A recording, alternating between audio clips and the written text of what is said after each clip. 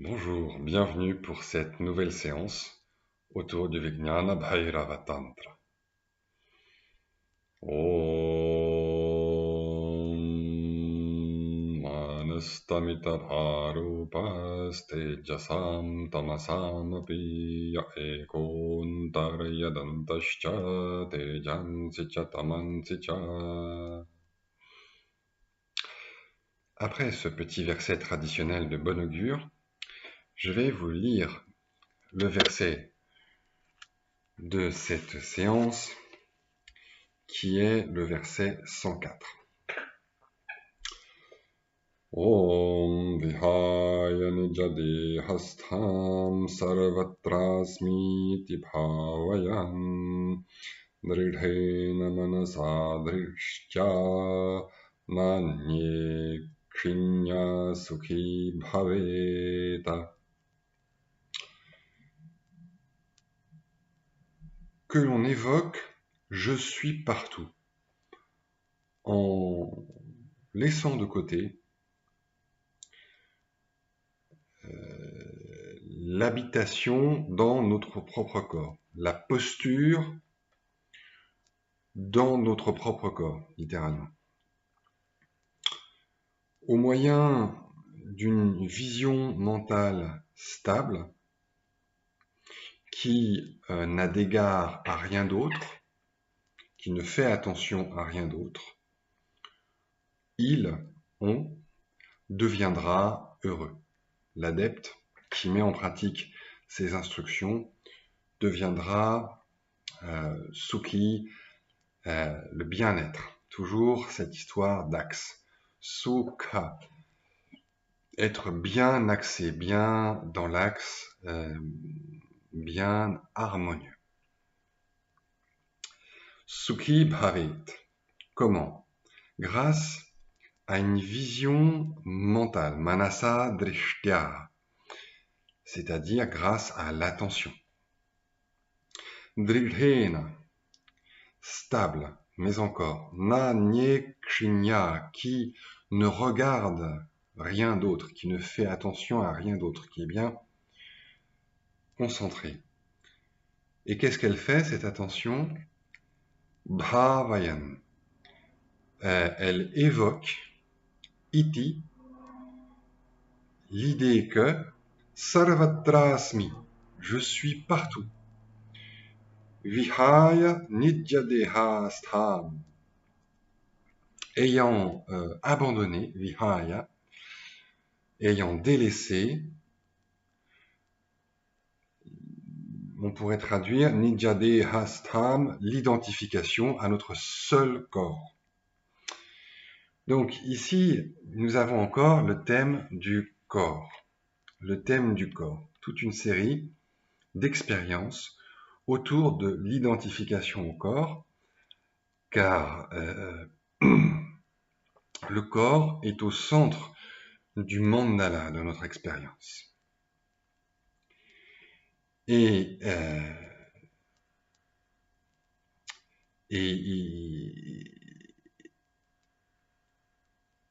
jouer sur l'identification au corps, ça a des conséquences sur tout le reste.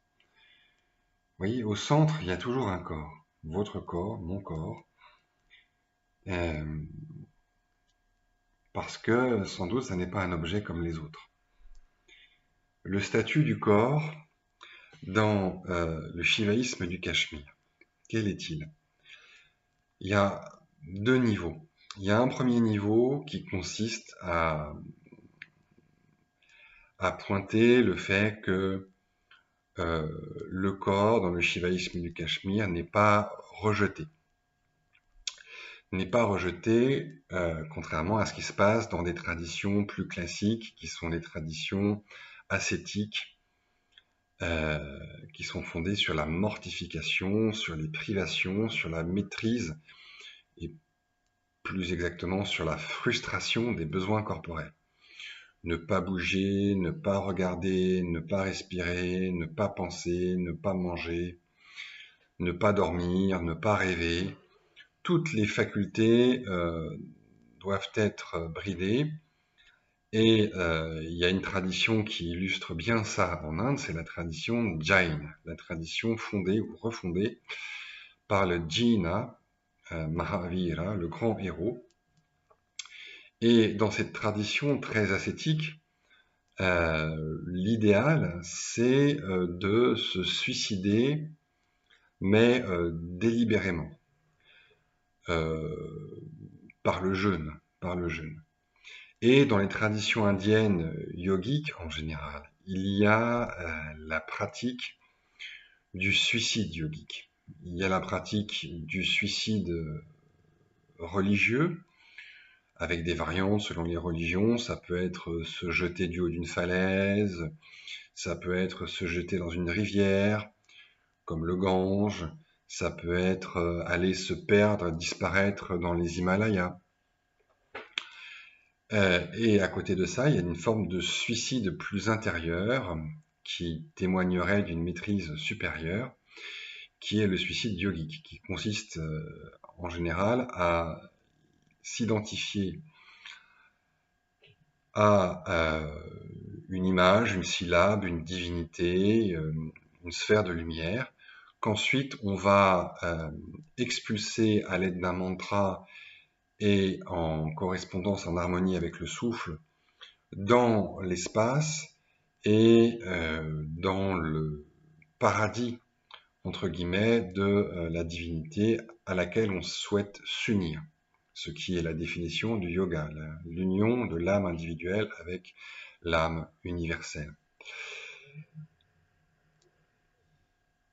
Dans le shivaïsme du Cachemire, Abhinavagupta, qui est l'un de ses plus grands représentants, dit ceci, que le suicide religieux par l'ascèse ou yogique est une sorte dénigrement de la liberté de la conscience. Il y a toujours eu des débats autour du suicide. Est-ce que le sage peut sagement se suicider à certains moments, c'est-à-dire mettre volontairement fin à son existence ici-bas. On sait qu'il y a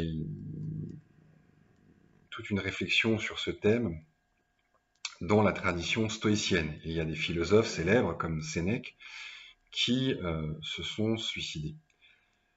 Et selon les partisans du suicide philosophique ou yogique ou spirituel ou religieux, le suicide témoigne d'une liberté supérieure, une transcendance du corps. C'est la preuve de la transcendance à l'égard du corps, c'est la preuve évidente d'une maîtrise du corps.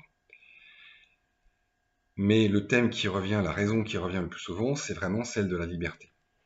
Sauf que Abhinavagupta renverse cet argument, il dit oui, mais si véritablement la conscience est absolument libre, toute la manifestation est la manifestation de sa liberté, et par conséquent, le suicide, qui est une forme de fuite, est aussi une sorte de démission face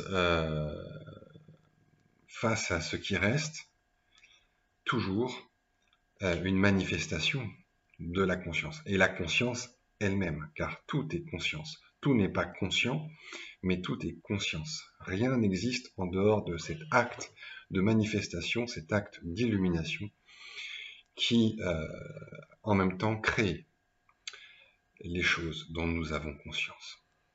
Et par conséquent,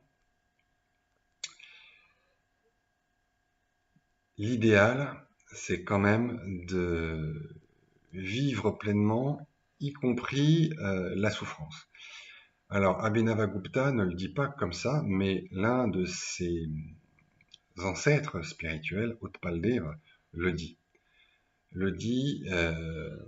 Pour lui, la véritable preuve de la liberté de la conscience, c'est la persistance de la vie intérieure jusque dans les souffrances naturelles.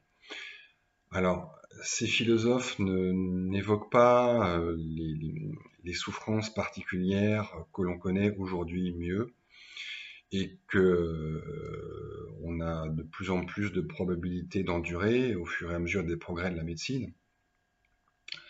À l'époque d'Utpal-Deva et Abhinavagupta, on vivait jusqu'à 80 ans au mieux, et dès qu'il y avait la moindre maladie, eh ben on s'en allait. Il n'y avait quasiment pas de remède, en tout cas il n'y avait pas d'assistance respiratoire, de maintien en vie, etc. Il n'y avait pas toute cette problématique-là.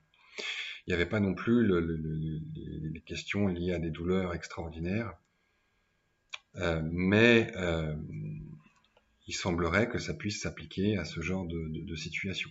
Bien que Abhinavagupta et Utpal-Deva ne donnent pas de détails, mais ils parlent de perte de mémoire, ils parlent de rupture des points vitaux. Donc ça, ce sont des expressions liées à la vision indienne du corps.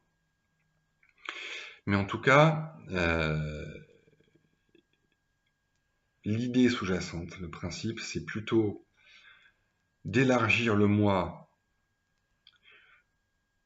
jusqu'à ce que le corps soit tout l'univers, plutôt que de faire souffrir volontairement le corps ou de le rejeter. Sauf, sans doute, dans certains cas bien particuliers. Et Abhinavagupta, on raconte qu'il est mort, lui aussi d'une certaine façon volontairement, mais d'une manière originale. Je ne sais pas si on peut parler de suicide. On raconte qu'il est entré avec ses disciples en chantant un hymne, l'hymne à Bhairava, dans une grotte, et qu'il n'en est jamais ressorti. Voilà. Donc, en quelque sorte, il n'est pas mort. Et ça, c'est assez typique de la vision tantrique de la mort, c'est-à-dire que la mort est véritablement une transformation et non une fin absolue. Il n'y a pas de cessation du corps, ni de disparition complète de l'individualité. Il y a des transformations, des évolutions vers toujours plus d'expansion, d'inclusion, d'ouverture.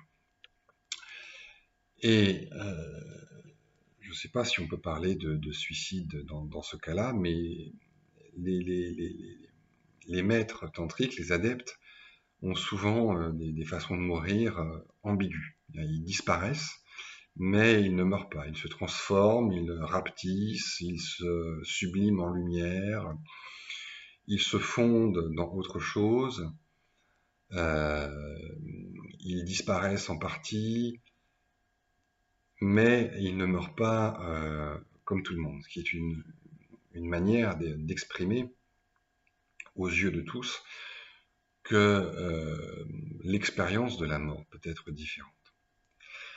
En tous les cas, l'idée ici, ça n'est pas de casser l'identification au corps par des mortifications ou par un discours mortifiant sur les défauts du corps.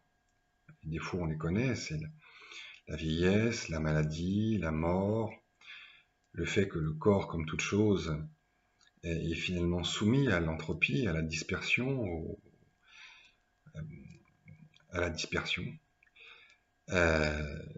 et que malgré l'effort qu'est la vie pour se perpétuer, eh bien, il n'y a pas de perpétuation illimitée dans le temps. Et c'est pour ça que la plupart des sagesses, des philosophies, proposent soit de remplacer la quantité par la qualité, soit de réaliser que ce que nous sommes est quelque chose de plus que le corps. Quelque chose de plus que le corps, c'est-à-dire la conscience, l'espace dans lequel tout ceci apparaît et disparaît. Et donc, délaisser l'identification au corps ne veut pas dire renoncer à toute identification, ça veut dire laisser la conscience retourner à son état naturel, qui est à la fois toute chose et au-delà de toute chose. Parce que la conscience est toute chose dans la mesure où rien n'existe de quelque manière que ce soit en dehors de la conscience qu'on en a. en dehors de la conscience que la conscience en a. Et en même temps, la conscience ne se réduit jamais à ce dont elle a conscience. Le contenant ne se réduit jamais au contenu. Quelles que soient les contractions, la fragmentation, l'imitation, la conscience est toujours quelque chose de plus. Mais en même temps, elle n'exclut pas les choses, comme l'espace. Comme l'espace qui imbibe, qui imprègne, qui infuse tout, et qui en même temps est toujours au-delà de tout.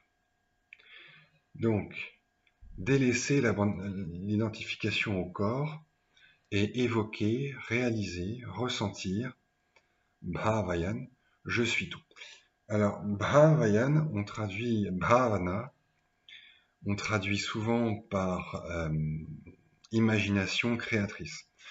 Mais attention, il ne s'agit pas de créer ce qui n'existe pas. Bhavayan, bhavana, c'est plutôt actualiser ce qui est possible ou bien réaliser ce qui est déjà réel, mais auquel on n'a pas prêté suffisamment ou pleinement attention. C'est ça, bhavana, c'est passer du potentiel à l'actuel. C'est réaliser pleinement ce qui est là à l'arrière-plan, ce qu'on pressent, ce qui est là de manière diffuse, mais que l'on n'a pas reconnu pleinement. Il ne s'agit pas de créer quelque chose qui n'existe pas. C'est pas comme dans la pensée positive, où j'imagine que je suis riche et du coup je deviens riche. Non. Ici, il s'agit de réaliser que je suis riche, que je suis la richesse même. Donc il s'agit de faire attention à ce qui est. Et par cette attention à ce qui est, enrichir l'expérience de ce qui est. Mais il ne s'agit pas de créer quelque chose qui n'existe pas, il ne s'agit pas de changer ce qui est véritablement. Il s'agit de changer l'expérience de ce qui est, la conscience de ce qui est, par la réalisation du fait que je suis déjà tout, puisque rien n'existe en dehors de moi, puisque rien n'existe en dehors de la conscience, et que je suis la conscience. Et tout cela en faisant attention.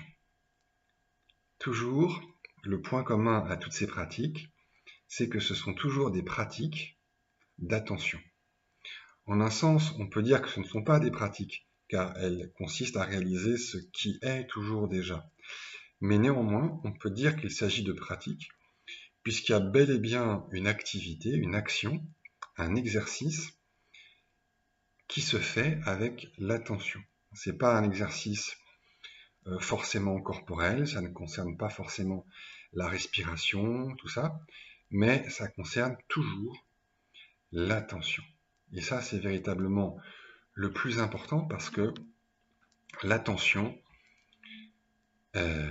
c'est notre pouvoir. En tout cas, c'est le point commun à tous nos différents pouvoirs, que ce soit la parole, le regard, la respiration, le souffle, l'imagination. Tout ça, ce sont différentes activités de l'attention. Et ce qu'on appelle éveil, c'est un événement de l'attention. Tout concerne toujours l'attention. Donc, il s'agit de revenir à ce qui est, et revenir à ce qui est, c'est une pratique d'attention. Cela étant, il s'agit aussi de pratiques cognitives, de pratiques qui sont censées déboucher sur une certitude. C'est ça aussi l'éveil. C'est un changement au niveau des convictions, au niveau des croyances, au niveau des valeurs, au niveau des repères. C'est un remplacement, un changement de repères. Et ça, c'est quelque chose qui transcende l'attention. Parce que l'attention, par définition, elle peut se concentrer, elle peut devenir plus fine, plus stable, mais dans la vie quotidienne, par nature, elle sera appelée à être mouvante, à s'adapter, à être fluide, et par conséquent à être quelque peu fragmentée. Et donc il est très important qu'il y ait, en plus de cette pratique d'attention, en plus de ces pratiques d'attention, une certitude. Ça, c'est l'importance de la théorie, c'est l'importance de la philosophie, c'est l'importance du travail sur les croyances. C'est l'importance de la pratique de la pensée. Et ça, il n'y a que la philosophie qui peut donner cette certitude, qui a l'avantage d'échapper aux aléas de l'expérience. Ce qui n'empêche pas ensuite, au niveau de l'expérience, d'évoluer, de vivre. Mais cette certitude, cette assurance profonde, cette conviction profonde, inébranlable, est indispensable. Parce que l'expérience seule, si on se fie seulement à l'expérience, ce sera toujours décevant. Parce que l'expérience est par définition changeante. Sauf si l'on comprend, sauf si je comprends que l'expérience elle-même est immuable et que ce sont les contenus de l'expérience qui changent. Mais ça, justement, c'est une compréhension, c'est une certitude. En sanskrit, nishchaya, c'est une certitude. Et ça ne peut se faire qu'à travers une compréhension qui met en œuvre le langage, les processus de la pensée, une démarche philosophique dont nous avons l'exemple dans la philosophie de la reconnaissance, la philosophie tantrique de la reconnaissance, la Pratyabhimya. Voilà.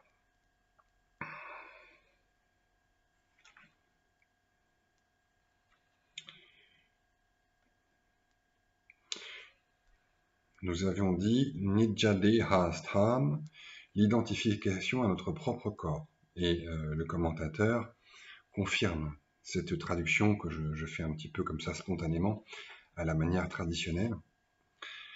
Astham, Nijadehe Astham, c'est-à-dire Swadehe Pramatritam Vihaya. Pramatritam, c'est la subjectivité, c'est le fait d'être identifié en tant que sujet connaissant. Sarvam Aham Iti Sadashiveshwaravat. Et oui, s'identifier, je suis tout, c'est-à-dire je contiens toutes les formes. Il ne s'agit pas d'exclure les formes, les couleurs, les contenus, les paroles, les pensées, tout ça. Il s'agit de les inclure, comme Sada, Shiva et Ishvara. Ce sont deux états de conscience, deux niveaux de conscience qui sont exposés dans l'enseignement traditionnel du shivaïsme du Cachemire.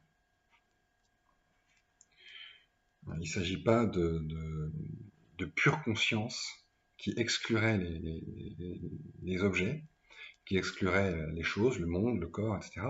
Il s'agit plutôt de réaliser que je suis tout, je suis partout, tout est en moi. Et donc on n'exclut pas les choses, on les inclut, on les embrasse. Comme l'espace inclut tout. Il dit, voilà, comme Sada, Shiva et Ishvara, qui sont deux états de conscience, d'unité, mais qui ne rejettent pas la dualité, qui perçoivent en même temps la dualité. Donc, ce sont deux états de conscience idéaux. Et non pas comme l'état de conscience Chinmatra Atmaka Shivavat, et non pas comme le niveau de conscience appelé Shiva, qui est pure et simple conscience, c'est-à-dire sans aucune conscience de la dualité, sans aucune conscience de différence, sans aucune conscience des objets. Pas comme ça.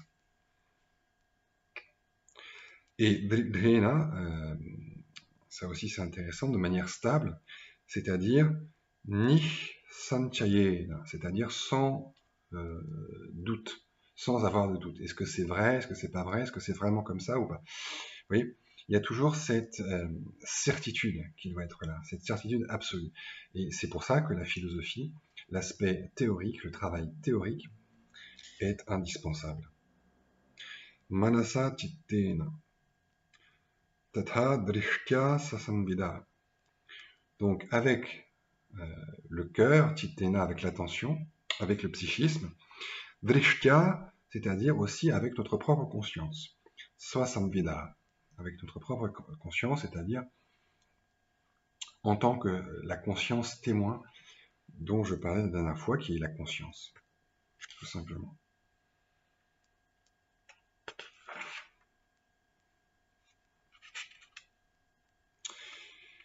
Et ensuite, ça devient assez intéressant parce qu'il propose une série de citations.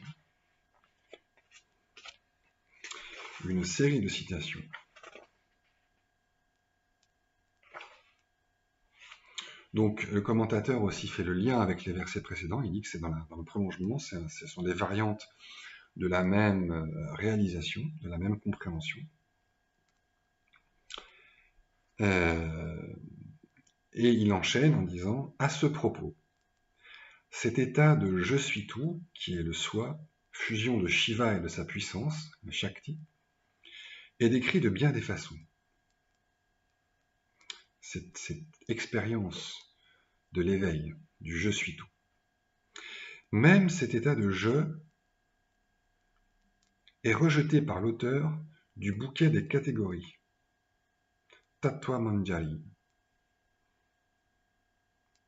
quand il dit ceci, tel celui qui se délecte dans l'admiration de la doctrine des bouddhistes.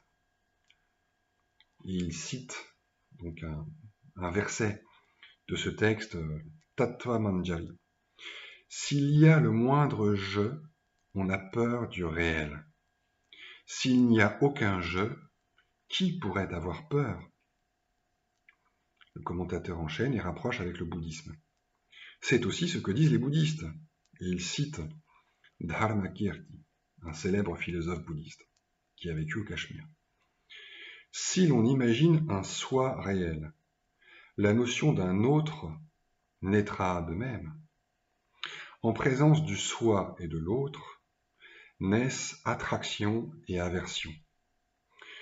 Puisque ces deux notions sont entièrement interdépendantes, elles engendrent tous les défauts du devenir, du samsara.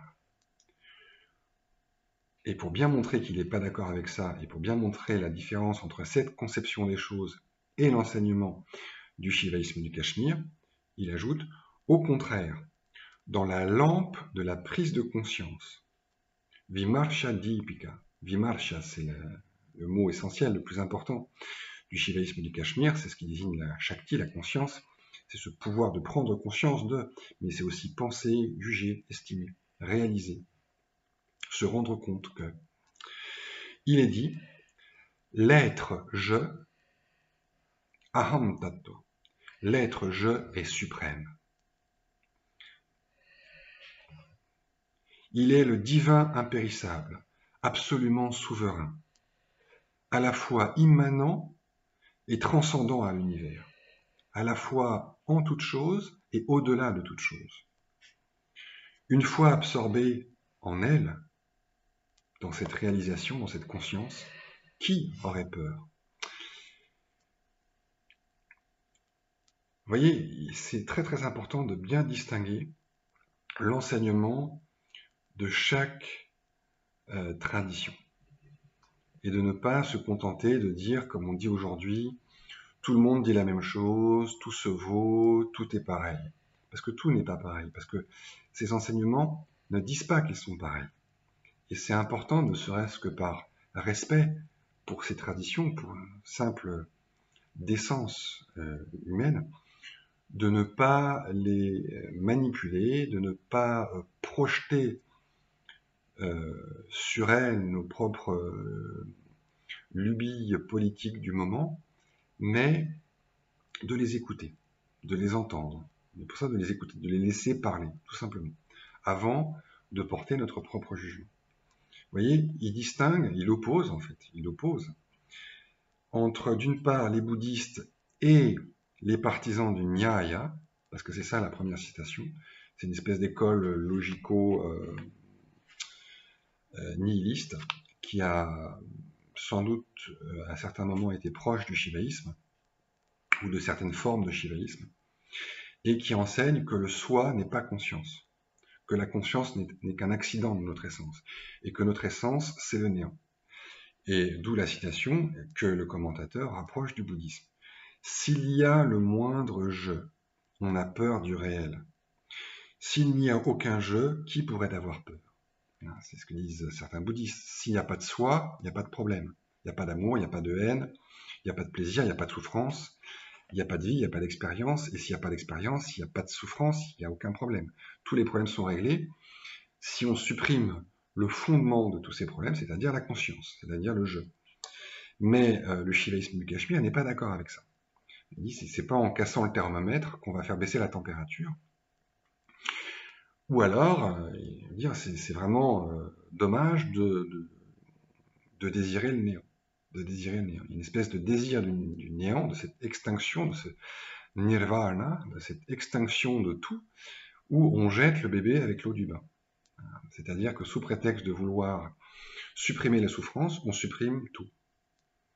On supprime tout. Bah, évidemment, s'il n'y a pas de conscience, il n'y a pas de souffrance. Il n'y a rien. Il n'y a pas non plus de bonheur, il n'y a pas non plus de contentement. Et le shivaïsme du Cachemire considère que ces doctrines ne sont qu'une toute petite partie de la vérité. Il y a une forme de vérité là-dedans, ça reflète le fait que la conscience est au-delà, que ce que je suis est au-delà de tout. Il y a ce désir de transcendance dans ce désir du néant qui est un aspect de la vérité. Mais c'est pas toute la vérité, c'est une partie, c'est pas le tout. Et le tout, c'est que je suis tout. Je suis tout, j'englobe tout.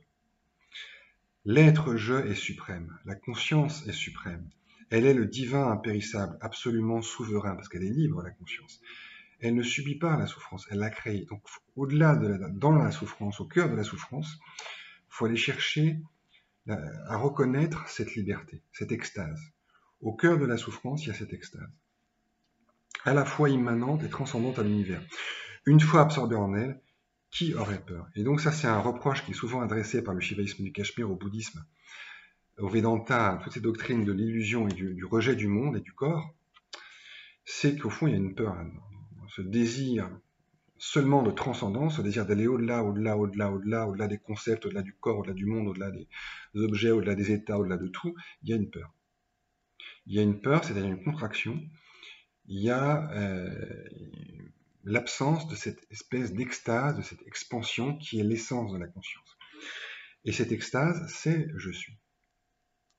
C'est cette confiance fondamentale. Cette confiance, cette foi fondamentale qui fait qu'il n'y a véritablement plus de peur. Au lieu de rejeter l'objet, on l'englobe. Mais, malgré ces distinctions entre ces différentes traditions, le commentateur reconnaît que toutes ces doctrines ne sont que différentes manifestations de la même conscience. C'est la conscience qui joue à se réaliser plus ou moins complètement, plus ou moins partiellement. Et il ajoute, à travers chacun de ces livres, c'est le Seigneur lui-même, en forme de je, qui réfléchit. De même, le Seigneur Hrasva, le fils de Harshadatta, qui a écrit la réalisation non-duelle, Advaya Sampatti. Le domaine du sentiment du je transcende celui de l'intellect. Par contre, ajoute le commentateur, le je perclus de limites doit être arraché jusqu'à la racine. C'est ce que dit le roi des ascètes, je ne sais pas qui c'est, tel un poison virulent, la dague du mien, assoiffée de sang, met en pièces l'intelligence des gens. Le je est l'unique démon, quand tu apparais dans l'esprit, que ne peut-il advenir? C'est peut-être une citation du Yoga Vashishtha. En tout cas, l'idée est que oui, il faut transcender le je limité, mais transcender le je limité ou le moi limité dans le moi illimité. Le moi, le sens du moi transcende l'intellect. C'est pour ça que la pratique essentielle, c'est de plonger en soi, directement, spontanément. Sans autre forme de procès. Comme disait Ramana Maharshi, la meilleure forme de préparation à l'éveil, c'est l'éveil. La meilleure pratique préparatoire à la pratique de la plongée en soi, c'est la plongée en soi. Et on distingue différents aspects, l'aspect philosophique, l'aspect conceptuel, l'aspect intellectuel, l'aspect pratique. Tout ça, ce sont des distinctions artificielles. En réalité, il s'agit d'un seul et même geste, d'un seul et même mouvement de retournement qui est aussi bien un mouvement d'éclatement, d'ouverture, d'expansion de l'attention. C'est une plongée en soi directe. Une plongée en soi directe. Et il n'y a pas de moyen pour mettre en œuvre ce moyen. C'est spontané, c'est direct. C'est un éveil de soi par soi, c'est l'éveil par l'éveil. Voilà ce que c'est que la réalisation de la conscience souveraine, tout simplement. Sans aller chercher midi à 14h, sans non plus suivre ses idées, suivre des représentations, suivre des croyances, plonger directement en soi, dans l'inconnu, dans ce qui, pour l'entendement, est toujours inconnu, dans ce qui, pour l'imagination, est ténèbres, mais qui est toujours déjà connu, sans quoi rien ne pourrait l'être. Voilà, j'espère que c'est clair pour vous, et il ne me reste plus qu'à vous souhaiter une très très bonne, une très très belle journée, pleine de soleil, et d'éveil et de découverte et de lumière intérieure.